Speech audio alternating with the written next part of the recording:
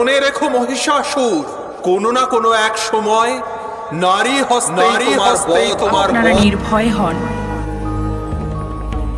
দুরাচারী মহিষাসুরের মৃত্যু হবে আমার পদমূলে, তার নিধন হবে আমারই হস্তে।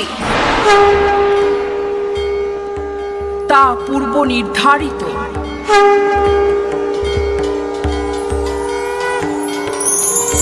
কার পুণ্যস্তব মহিমা বন্দনা গীতি দিকে দিগন্তে সঞ্চার। উপস্থিত ছিলেন স্বয়ং দেবাদিদেব মহাদেব।